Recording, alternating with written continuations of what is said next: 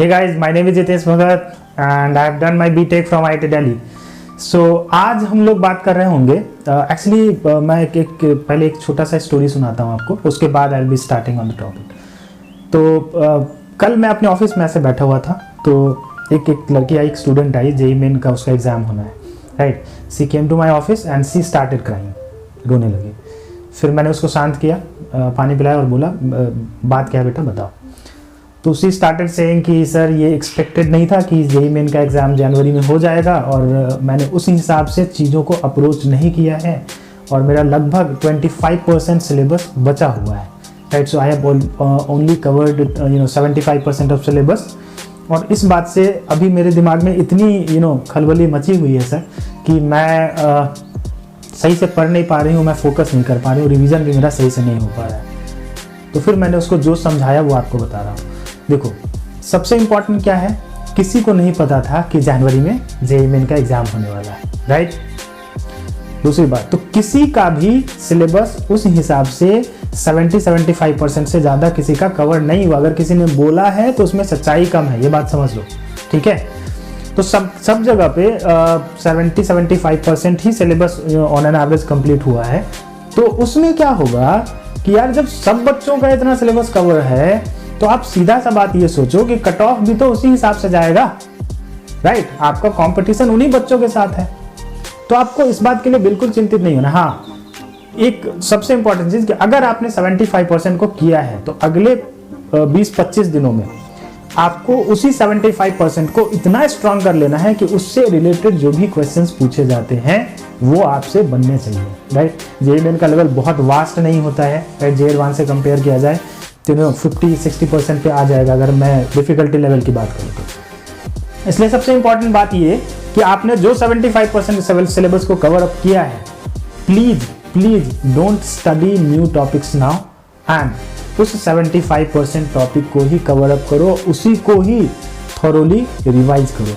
अब रिवीजन कैसे करना है, आपके पास आपके नोट्स हैं, आप उस नोट्स को अच्छे से कवर करो, राइट। नोट्स को अच्छे से कवर करो, नोट्स को कवर करो एज एन कि उसमें जितने भी थ्योरी वाले पोर्शंस हैं उसको अच्छे से देखो। जब तक आपके दिमाग में थ्योरी नहीं होगा आपका दिमाग ही नहीं चलेगा। अगर कोई क्वेश्चन आएगा और उससे रिलेटेड जो बेसिक थ्योरी है, if you are not comfortable with that theory, आप सोच ही नहीं पाओगे उस क्वेश्चन के बारे में। तो इसलिए सबसे इंपॉर्टेंट है कि थ्योरी आपके दिमाग में होना चाहिए, राइट। इसके अलावा क्या करना है आपको, इसके अलावा उसके अंदर जितने भी क्वेश्चंस हैं उस थ्योरी के अंदर, वो सारे क्वेश्चंस आप दोबारा से रीअटेम्प्ट करोगे, राइट। बहुत सारे उसमें 70% क्वेश्चन ऐसे होंगे जो देखते ही बन जाएगा आपसे, 30% क्वेश्चन ऐसे होंगे जिसको आपको थोड़ा कैलकुलेट करना पड़ेगा, राइट। तो उसको थॉरोली आप जल्दी से कर लो।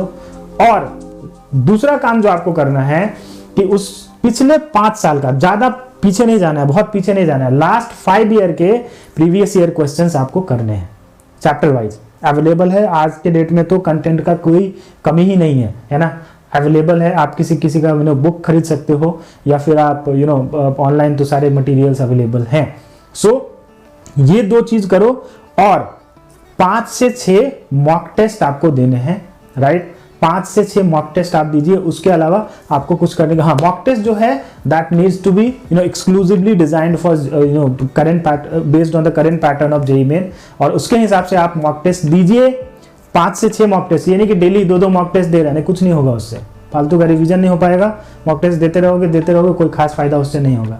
तो रिवीजन करो और 5-6 मॉक टेस्ट दो, 2 दिन 3 दिन का टाइम लो मॉक टेस्ट के बीच में और मॉक टेस्ट दो, ठीक है।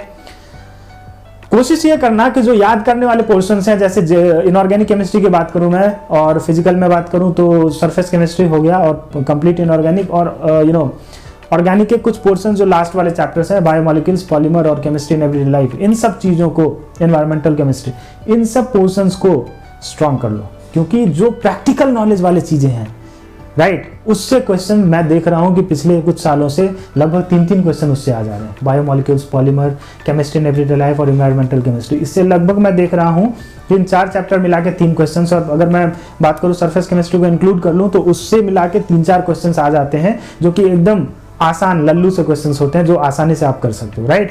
तो please apply this strategy only और मैं गारंटी लेता हूं कि आपके मार्क्स अच्छे होंगे, पहली बात। दूसरी बात यह है कि आप टारगेट करो कि मुझे 98.5-99 परसेंटाइल इसके आसपास रहना है। राइट। इसके लिए मैं आपको बता दूं कि आपको ज़्यादा नहीं 165 टू 175 के आसपास का आपका जाएगा कट ऑफ इस बार। अगर आपको 165 टू 175 के आसपास नंबर आते हैं तो you will land in that 98.5 99% category, percentile category. और अगर उसमें आप पहुंच जाते हो तो उसके बाद आपको फिर जेईई मेन के लिए ज़्यादा सोचने की जरूरत नहीं है, टॉप एनआईटीज आपको आसानी से मिल सकते हैं, राइट। तो अगर उस रेंज में आप आ जाते हो उसके बाद आपको फिर नेक्स्ट अटेम्प्ट में, मतलब आगे फिर अप्रैल अटेम्प्ट के बारे में उतना सोचना नहीं होगा। फिर आपके पास लगभग 3-4 महीने 4-5 महीने लगभग आपके पास होंगे जेईई एडवांस के लिए। फिर आप थॉरोली उसमें जेईई एडवांस पे अच्छे से फोकस कर पाओगे। अब ये 175 के आसपास पहुंचेंगे कैसे? मान लो आपने मान लो 25% 75% सिलेबस किया है, राइट। तो 300 मार्क्स का आप 75% देखो, 75% आपका 300 मार्क्स का कितना हो जाएगा? जैसे मान लो 225 हो गया, ठीक है, 225 हो गया। तो आप क्या करोगे, 225 के आपके प्रिपरेशन है, मतलब आपको 75 मार्क्स छोड़ने हैं। आपको पता है कि 75 मार्क्स मुझे छोड़ने हैं, करना ही नहीं है। तो यार ये सबसे फायदे की चीज़ ये है कि आपको पता है कि आपको क्या नहीं करना है पेपर के अंदर। उस 75% में ही आपको अप्रोच करना है क्वेश्चंस को, and you have to leave that 25% questions, and that is the plus point for you.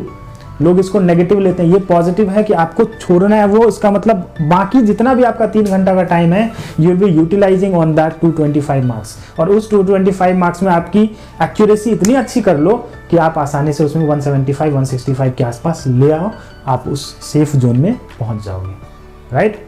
चलिए, थैंक यू वेरी मच।